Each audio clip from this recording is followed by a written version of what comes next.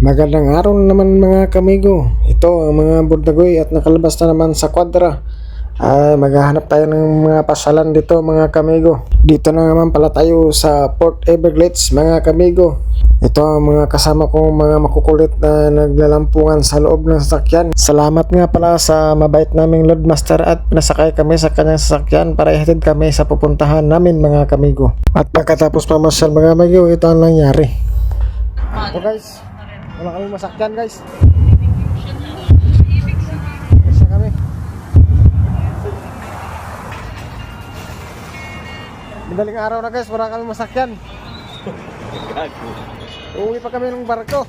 Ito ang nangyari sa amin mga kamigo. Sa sobrang layo ng narating namin ay nahirapan na kaming makabalik at wala kaming masakyan. Ang hirap mga kamigo pag magpasyal kang walang internet ang cellphone. Ang hirap mag-book sa Uber.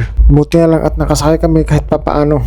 Uuwi na sana kami ng barko mga kamigo, pero nag-chat yung kasama namin at kakain daw kami sa restaurant at libre niya dahil birthday ng kasama namin na si Second Cook. Malapit lang pala ito mga kamigo sa Port Everglades na pinagdaungan namin.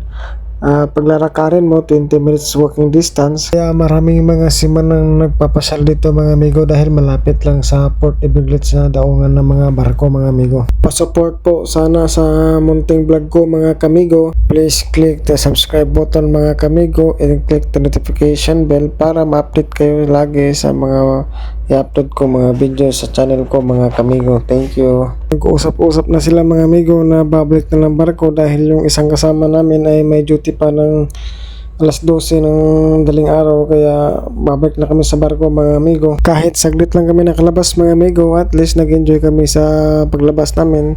Kahit papano ay napawi yung pagod namin sa trabaho sa barko mga amigo, at yung mga stress sa buhay namin ay nabawasan din. Kaya kung sakali mang makapunta kami mga amigo sa ibang lugar ay may chance na makapasyal kami sa labas, ay lalabas talaga kami mga amigo para mag-relax at mag-enjoy na rin. Buti na lang mga amigo at malapit lang itong pinagkainan natin, kaya no worries tayo sa transportation dahil walking distance lang itong pinagkainan natin, at anytime pwede tayo mabalik sa barko.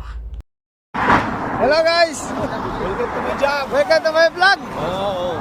Shoutout. Ayan na guys! Shoutout nga pala sa duty ng 12 to 6. Kaway-kaway dyan! Baka naman! Ito guys, madaling araw na guys! Portuguese video? Nagabihan ng umuwi! Grabe ba, pasyal ba? Tangin lang yan. Walang binili pero may bitbit. Iatay. Disgrasya sa Yan. ito kaya, sa kabina. Gala-gala pa! Disgrasya!